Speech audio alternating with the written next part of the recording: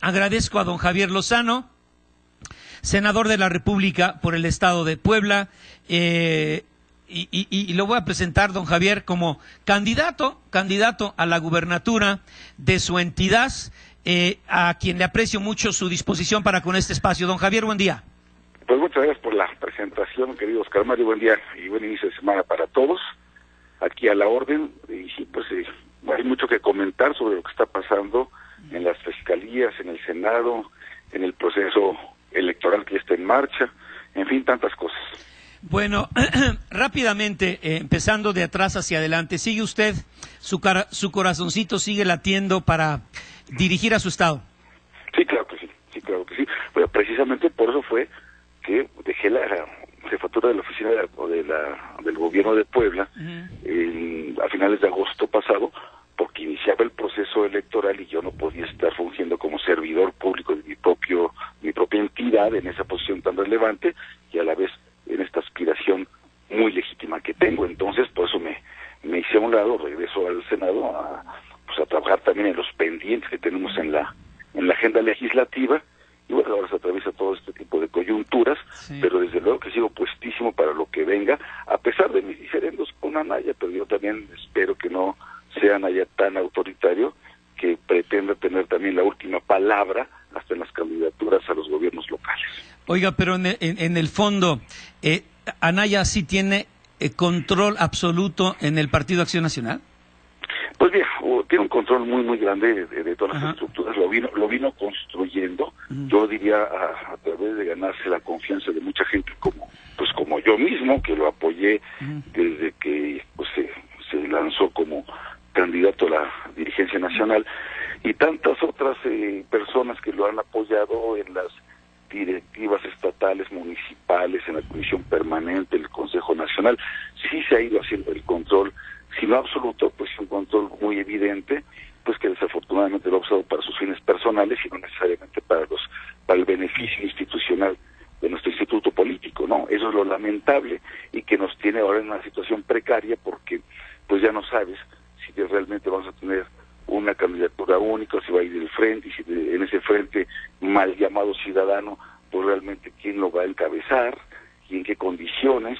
La verdad es que sí creo que estamos en una situación pues de una, no solamente ruptura, fragmentación, sino de una debilidad competitiva frente a lo que representan ya Morena con López Obrador y el PRI con quien ponga, pero que naturalmente se está poniendo o está encabezando ya lo que podría ser una final parejera. Con el senador Javier Lozano por el Estado de Puebla, obviamente. Antes de la pausa le pregunto, oiga, ¿va a competir usted por la gubernatura? Me dice, por supuesto, por eso es que dejé el cargo de jefe de oficina del actual gobernador. Y platicando del Partido Acción Nacional, también le cuestioné si Ricardo Anaya, desde su perspectiva, mantiene el control absoluto de las decisiones que se toman en este órgano político, y dijo, lamentablemente sí. Muchos como yo lo apoyamos, y le pregunté también, entonces, ¿se siente traicionado por Ricardo Anaya? Y la respuesta de Javier Lozano ha sido sí. Bueno, oiga, independientemente de todo lo anterior, pues ahora se aborta el proceso para restituir a Santiago Nieto al frente de la FEPADE. ¿Qué sigue? ¿Hay alguna fecha límite para nombrar al nuevo fiscal? ¿Y qué marca la ley? ¿Cuál es el proceso de selección y elección del nuevo candidato o candidata? Adelante, senador. Bueno, es que pues sí entramos en una situación pues que no estaba contemplada, porque por un lado... Y como que nadie sabe muy bien, me llama la atención, pero compañeros, ustedes en el Senado como que no saben cómo se va a elegir el nuevo fiscal. Bueno, y de hecho no sabíamos ni siquiera cómo íbamos a proceder a la votación, si iba a ser por cédula en voto secreto o si iba a ser abierta con el tablero, ¿no?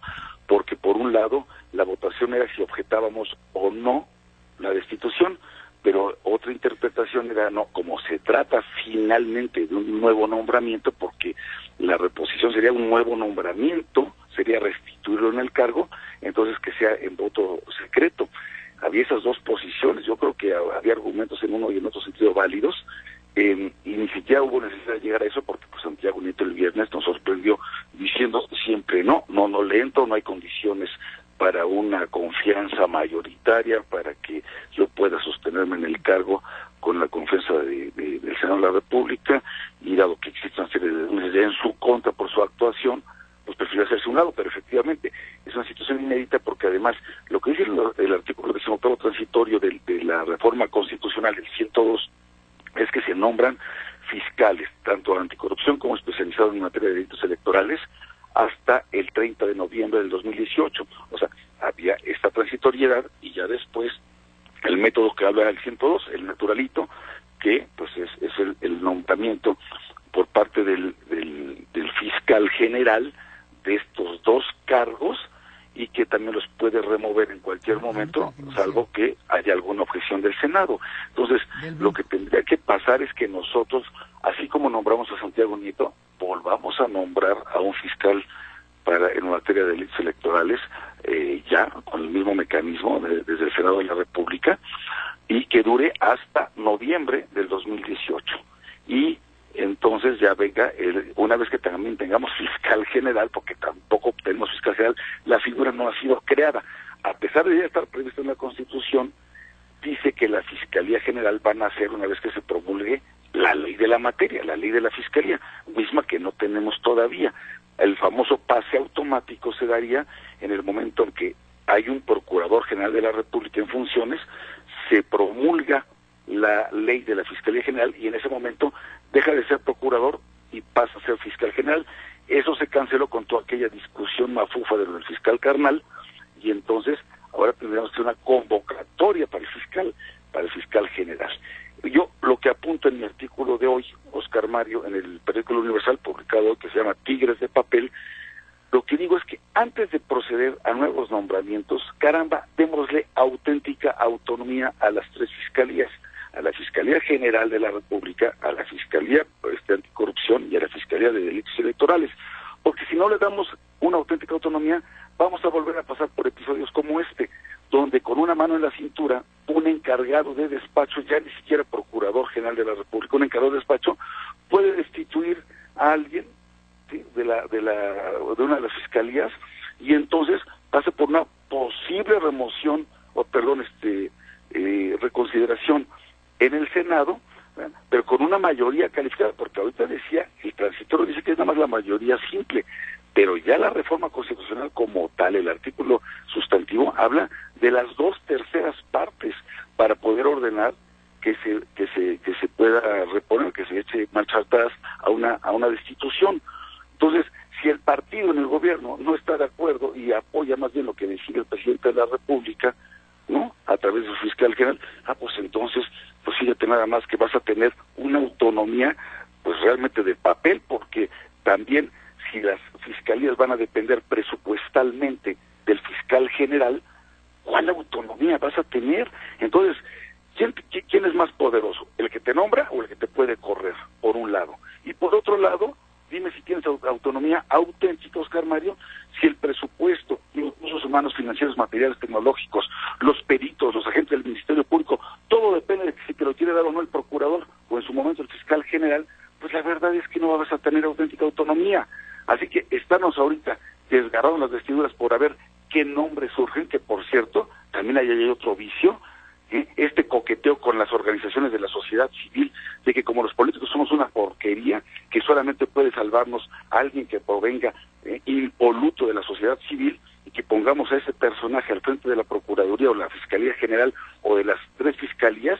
Caramba, me parece un despropósito, siendo una agencia tan especializada para la persecución de los delitos federales, de tal manera que sí estamos metidos en un broncón, porque ya estamos en pleno proceso electoral, pero me temo que más que inteligencia, aquí hay mucho protagonismo, aquí hay sin razón, aquí no se están viendo bien las cosas, ni los efectos de tener fiscalías en un diseño del Pacto por México, que aquí están los saldos ya del Pacto por México, de que como era, mete su gol para, que cada quien meta su ocurrencia y que todo se puede acomodar.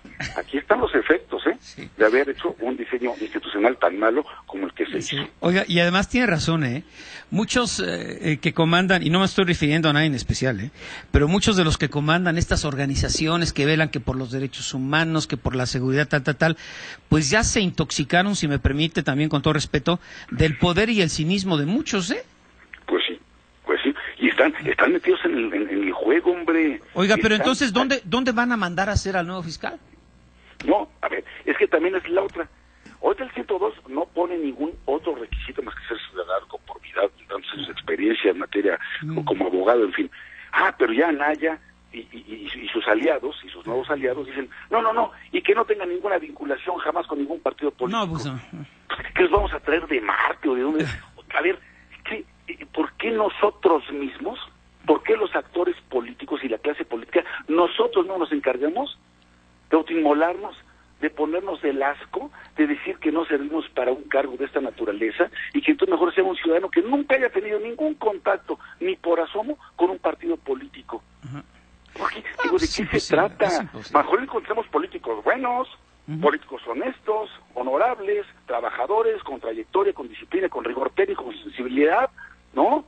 Es decir, ¿por qué nosotros mismos nos estamos descalificando para una cosa como estas? Y entonces ya se quiere emprender una reforma constitucional que diga, y que conste, el fiscal ni por asomo pudo haber sido de ninguna manera relacionado con algún partido político. Hoy en el PAN tenemos espléndidos abogados, y abogados muy limpios, de trayectoria muy limpia, honorables, capaces.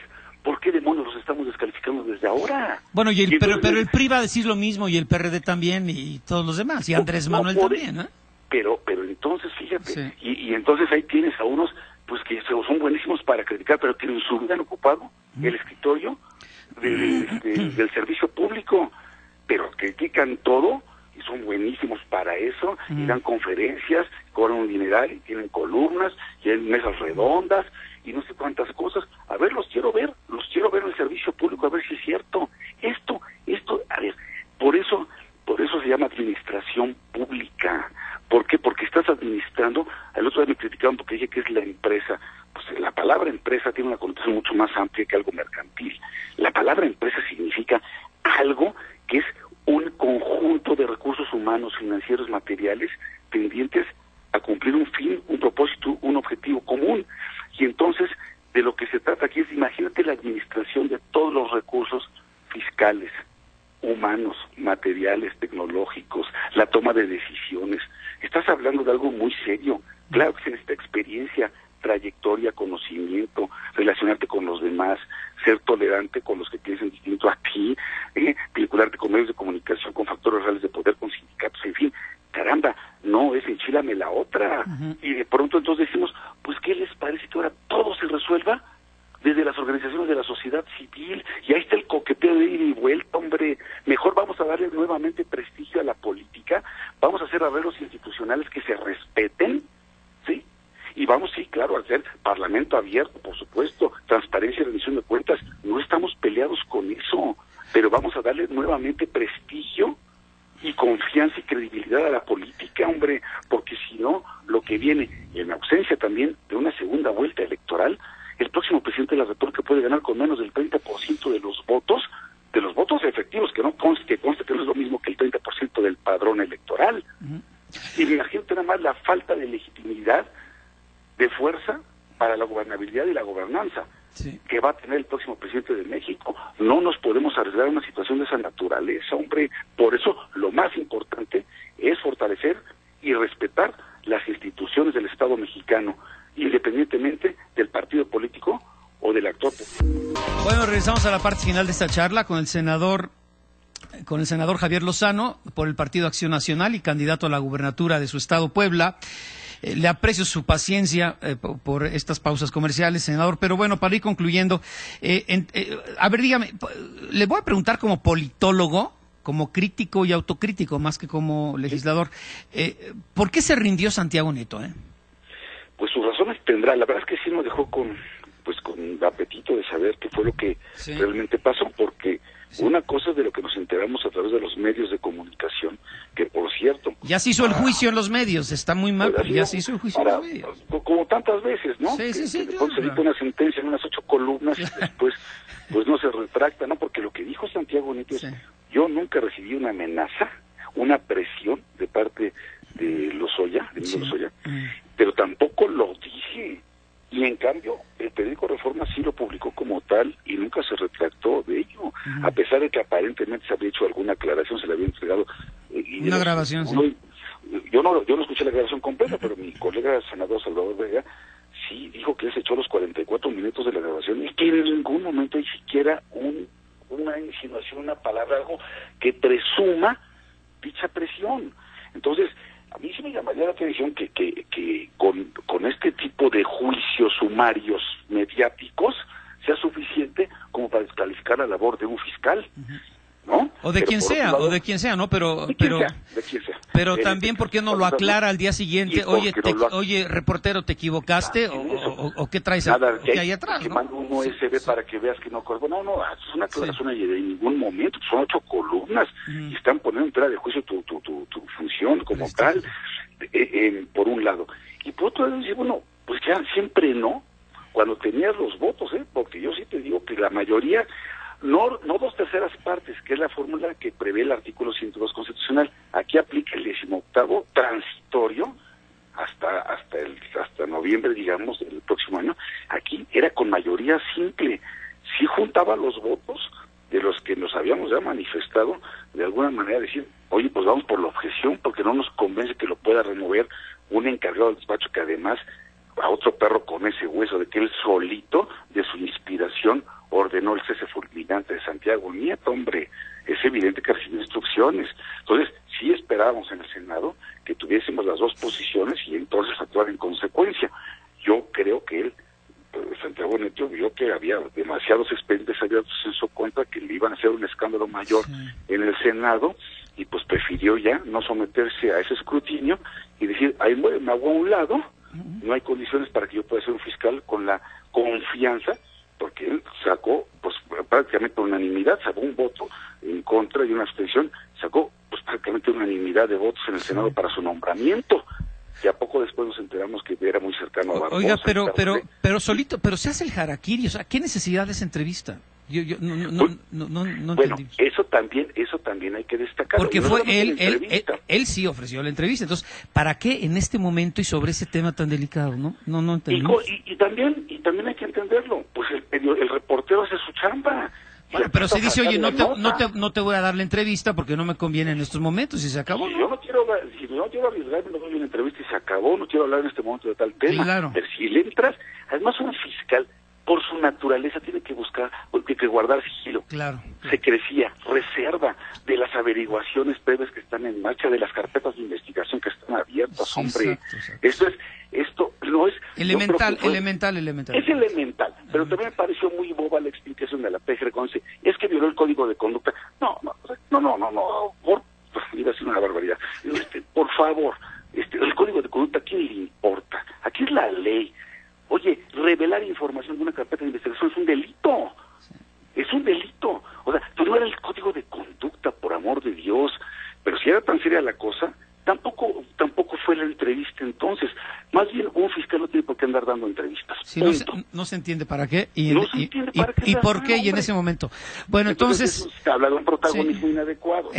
Pues sí, quizás se le fue la onda, como dicen, pero pues fue o más. Todos perdimos, en esta fue un suicidio, fue un suicidio. Pero bueno, ahora me extraña muchísimo y usted lo ratifica en este momento que no saben ustedes en el Senado cómo y para cuándo se va a elegir al nuevo fiscal electoral. Es gravísimo, ¿no? Pues no, apenas se tendrá que juntar hoy mismo. Hoy tenemos sesión. Pero no está considerada alguna solución para esta emergencia. No, bueno, es que ¿Quién propone? Vamos a hablar de tres candidatos. ¿Quién los propone? ¿Los propone el Ejecutivo Federal? ¿Los proponen ustedes? ¿Cómo? No saben bien cómo se va a hacer. Es que hoy mismo la Junta de Coordinación Política se tendrá que reunir para ver cómo se atiende esta. Pero no es el colmo, no, con todo respeto, no es el colmo que no sepan cómo hacer en el Senado. No es que sea el colmo. Lo que pasa es que pues no estaba previsto que se fuera un fiscal. Ahora tenemos que proceder en términos del 18º de la transitoria de la Constitución, de la reforma al 102, y volver a hacer la convocatoria que hicimos en su momento, que se presenten candidatos y uno que sea más o menos aceptable para la mayoría, que pase por el voto de las 2/3 partes del Senado. Pero ¿quién va a hacer este proceso de depuración? No se sabe, no saben. No, desde la propia Junta de Coordinación Política se acuerda este mecanismo que está previsto en la Constitución, en el artículo 3 de la Constitución, y se hace la convocatoria. Lo que pasa es que pues va a haber 40 que quieren, hombre. está bien. O 30 o 20. Vamos a ver cuántos sean elegibles, ¿no? Pero además esto, lo que prevé la Constitución es que es hasta el 30 de noviembre del 2018, bueno, ¿no? Entonces... Aquí todo puede pasar. Podemos llegar a la elección del 18 sin fiscal electoral o un encargado de despacho de la fiscalía. Bueno, encargado de despacho siempre hay, o sea, siempre hay quien tenga que asumir. ¿Pero así se puede llegar a la elección del 18? Se puede porque finalmente no es una sola persona. ¿Y quién estaría ahorita? ¿Quién estaría ahorita? No sé quién personalmente sea el que tenga esa suplencia, pero digamos, las fiscalías pues son agencias robustas que tienen distintas áreas, tienen un reglamento interno, digamos, vamos, no es que al no haber fiscal ya no haya quien persiga los delitos electorales, ¿no? Bueno, pero ahí está la fiscalía. No es el mejor escenario para llegar así al 18. Bueno, pero en fin. Y ahorita no tenemos tampoco procurador general de la República. Bueno. O sea, no tienes ni procurador general de la República, ni fiscal anticorrupción, ni fiscal para delitos electorales. En México sucede mucho y a la vez no pasa nada, ¿verdad? Pues así funciona este país, ¿eh? Yo por eso digo que más que los nombramientos, lo que tenemos que revisar es el arreglo institucional, porque no tienen autonomía. Ninguna de las tres, hombre, no la tienen, porque por más que digas, lo puede correr el procurador o al nuevo fiscal, el presidente de la República. Pero si con la objeción de las 2/3 partes del Senado lo pueden regresar a su posición, por Dios, ¿cuándo vas a tener como oposición las 2/3 partes del Senado? Si el propio presidente de la República tiene el partido mayoritario en ambas cámaras del Congreso. ¿Sí me explico? Entonces, es una falacia, es decir, lo puede remover el presidente, pero claro, si lo objeta el Senado con las 2/3 partes, va para atrás. Eso nunca va a pasar. Aquí lo ideal sería, si lo nombra el Senado, lo remueve solamente el Senado.